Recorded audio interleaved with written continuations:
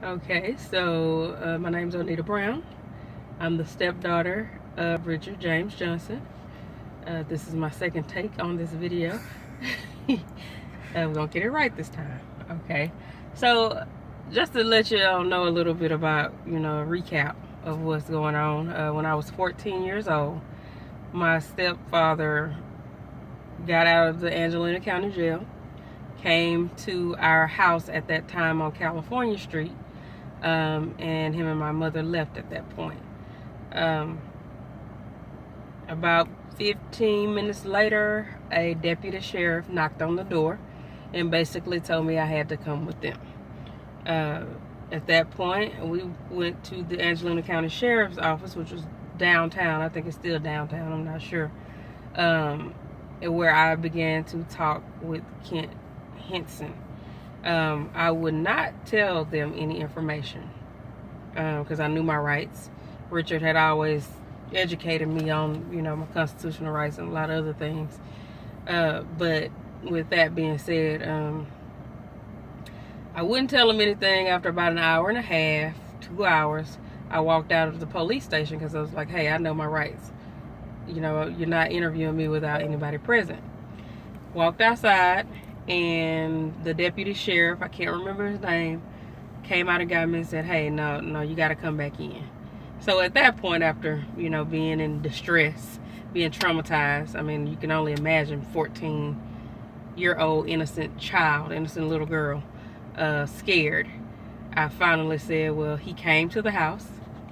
Him and my mother left.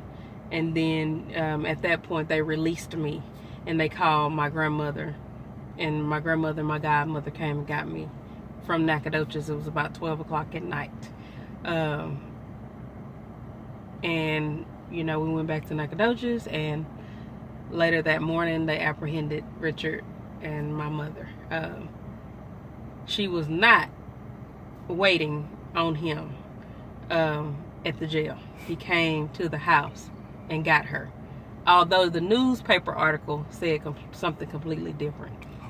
Basically painted the picture of Richard and my mother being the modern day Bonnie and Clyde, which they were not.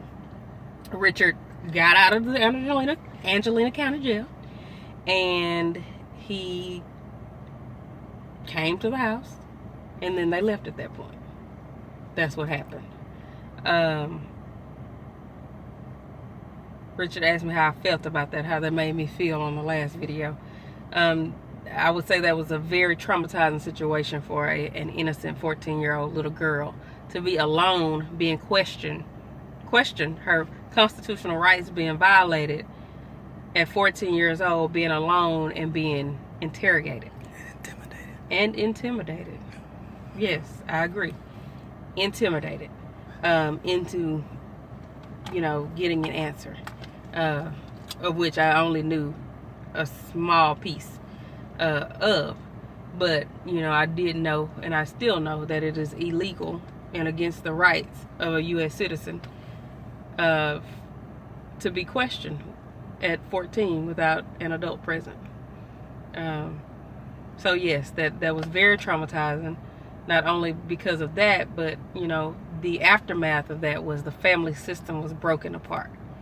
They say they want us to live the American dream, but you basically... We'll have to do part 2 of this. This is gonna be good. I'm gonna do a part 1. Okay. This is part 1. We'll do